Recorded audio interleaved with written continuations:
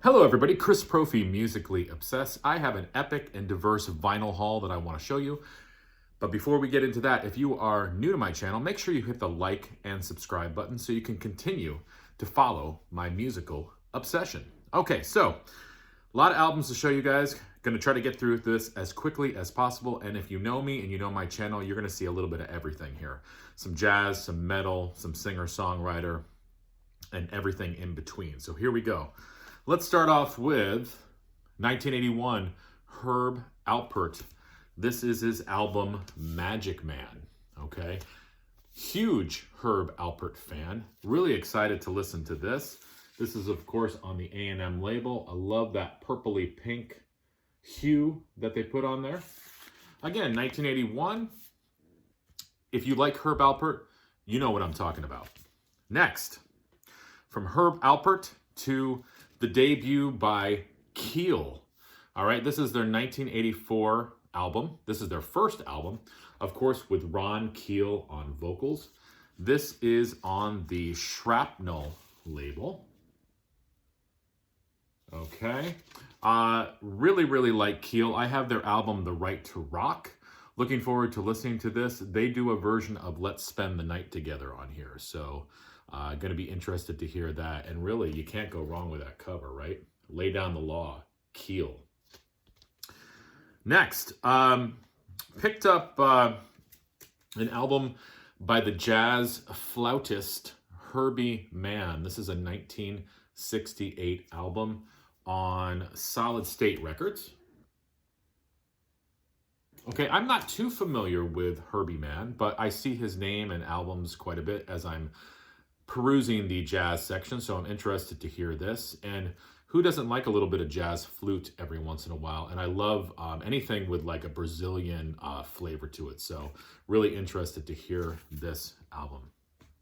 Okay, now this next guy, hopefully I'm pronouncing his name right, JeanLuc Pont, and this is the JeanLuc Pont Experience. This was recorded in 1971, but it was released in 1980. This is like crazy out there jazz fusion. It reminds me of like what Miles Davis was doing on this album, Dark Magus. And this is on the PA USA label. Okay, again, this is an artist that I'm just getting into, but from what I hear about it and of it, I really like it. And again, I sort of like that spaced out Miles Davis sound from the 70s, and Dark Magus being one of my favorites by Miles. So when I was listening to samples of this, I was intrigued. So JeanLuc Pont. Plays the violin, by the way, if you couldn't gather from the picture. All right, next.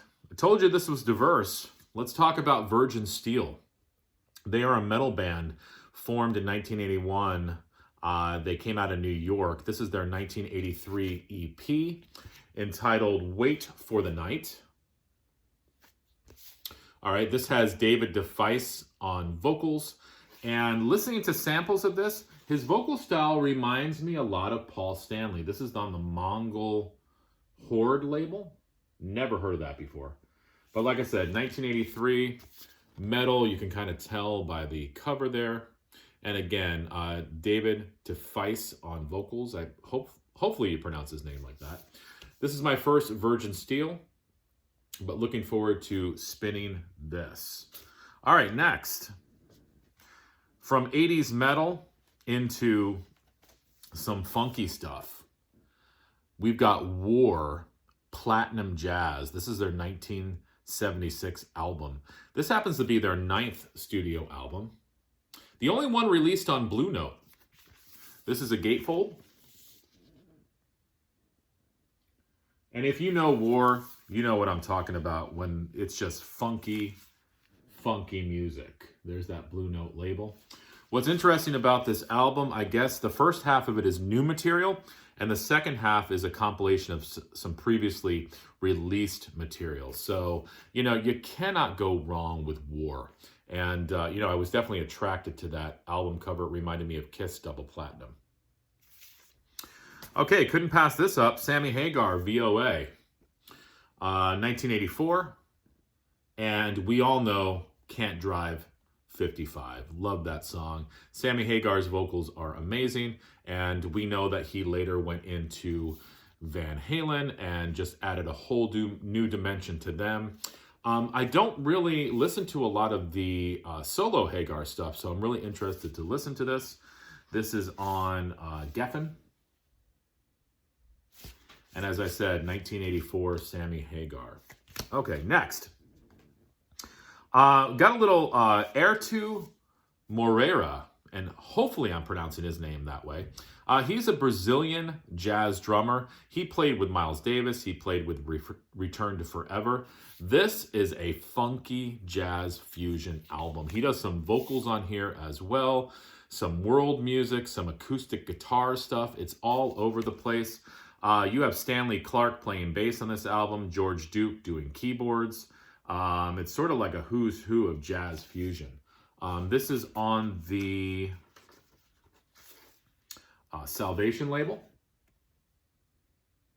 1974, Heir to Morira. Would you want to meet him in a dark alley? I actually wouldn't mind. All right, from Heir to Mr. Neil Young. This is his 1981 album, Reactor. This is one of those albums that gets sort of mixed reviews. I think people either like it or they don't like it. You know, you've got Opera Star on here, Surfer Joe and Moe the Sleaze, T-Bone, Get Back on It, Southern Pacific, Motor City, Rapid Transit, and Shots. Excited to find this, though. I really like Neil Young a lot. This is on the Reprise label. I've got most of his stuff on CD, but only a couple of his albums on vinyl. So I was happy to find Reactor. And yeah, 1981, can't go wrong.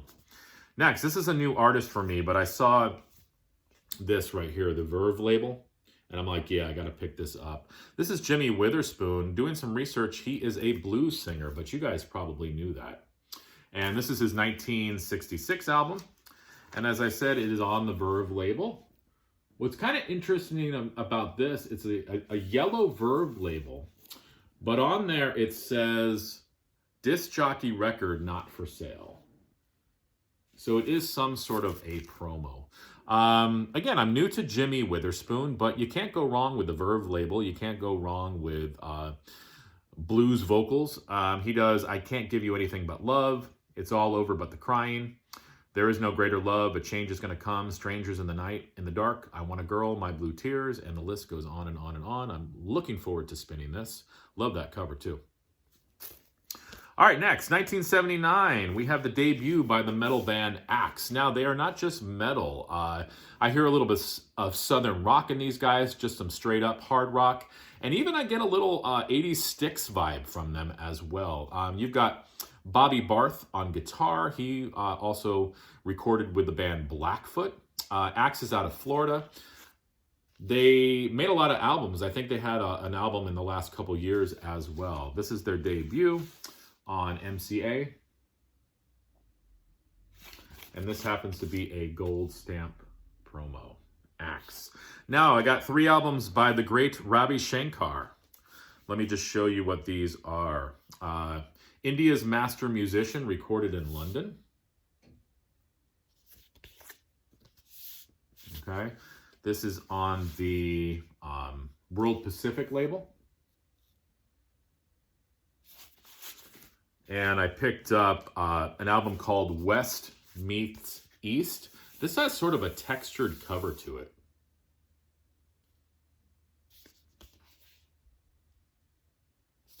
And this is on the Angel label. I have another one of his albums on the Angel label as well.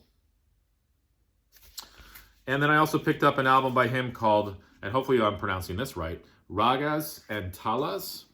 And I'm sorry if I butchered that. And this is on the World Pacific label as well.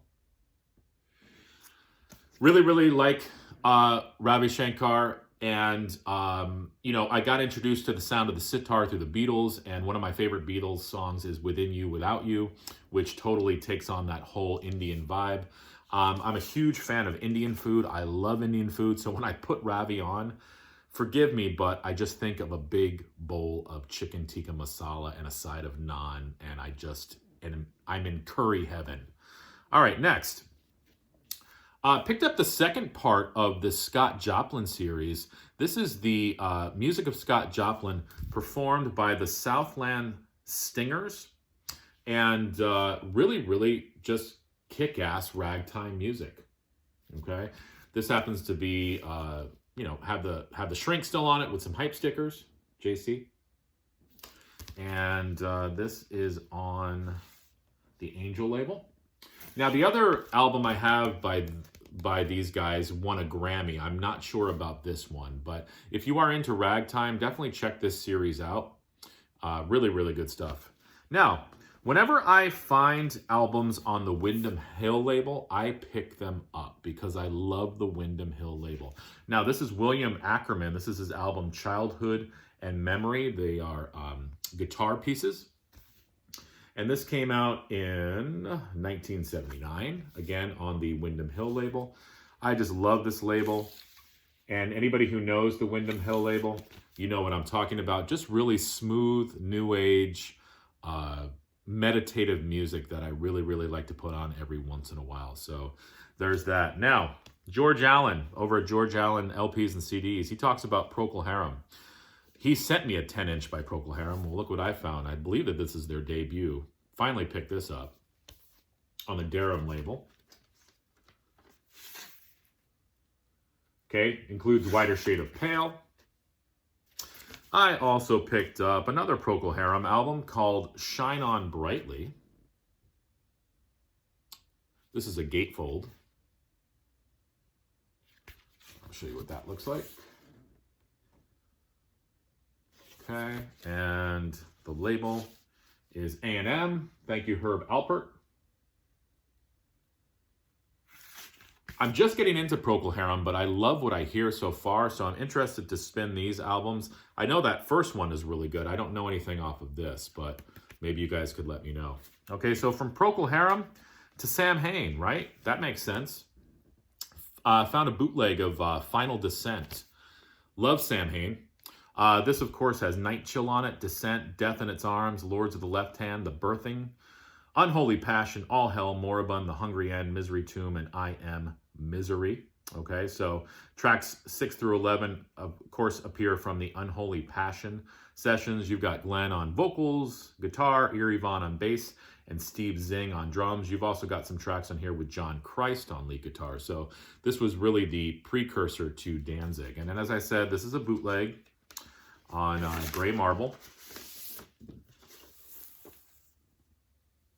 Okay, so that completes my Samhain. Now I have November Coming Fire and Unholy Passion and what was the other one? November Coming Fire, Unholy Passion, JC, you know, and then The Final Descent. But I've built my Samhain collection.